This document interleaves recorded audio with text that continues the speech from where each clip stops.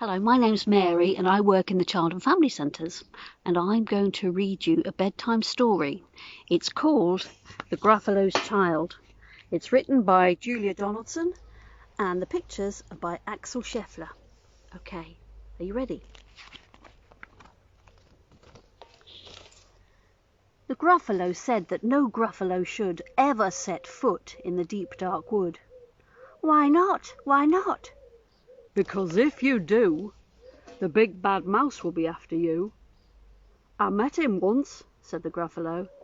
I met him a long time ago. What does he look like? Tell us, Dad. Is he terribly big and terribly bad? I can't quite remember, the Gruffalo said.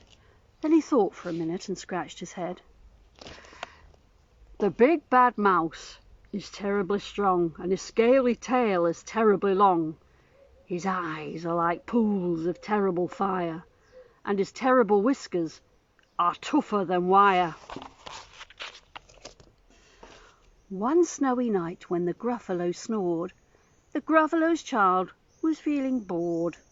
The Gruffalo's child was feeling brave, so she tiptoed out of the Gruffalo cave.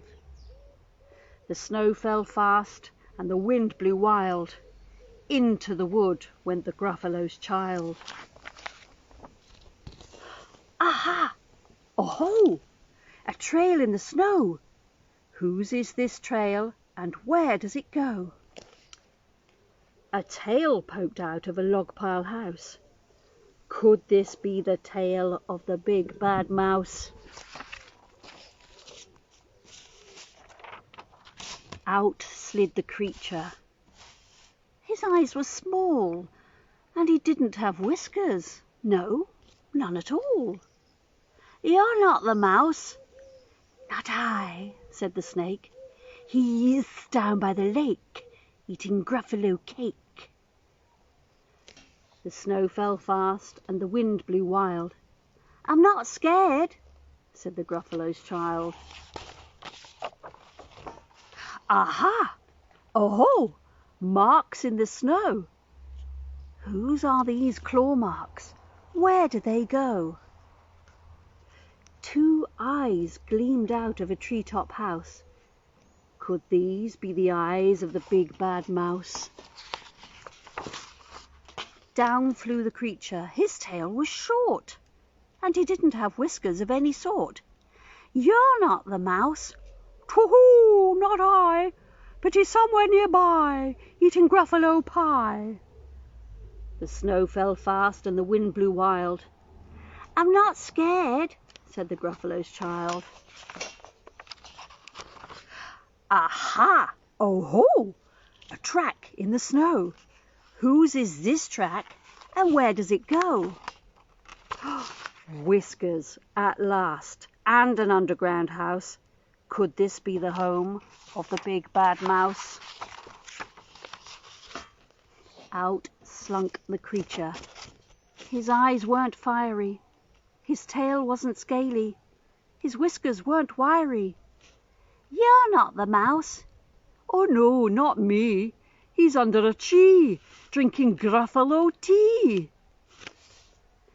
It's all a trick, said the Gruffalo's child as she sat on a stump where the snow lay piled. I don't believe in the big bad mouse.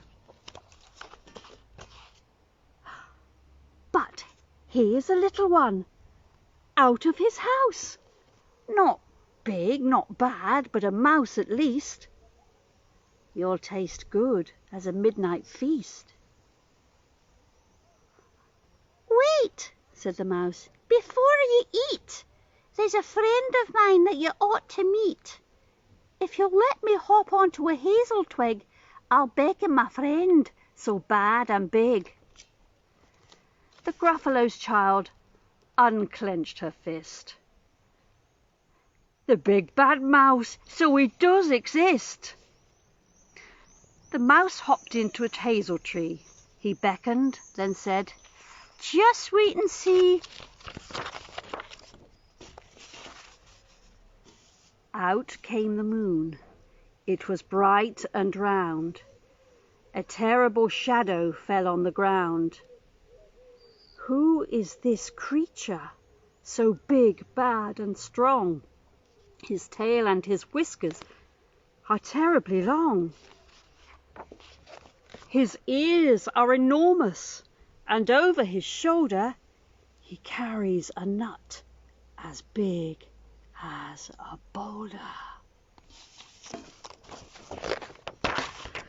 "The big bad mouse!" yelled the Gruffalo's child.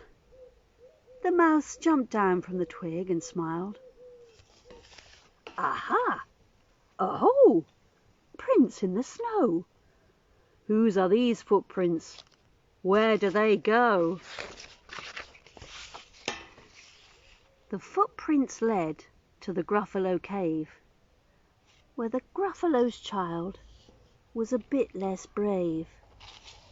The Gruffalo's child was a bit less bored, and the Gruffalo snored and snored and snored.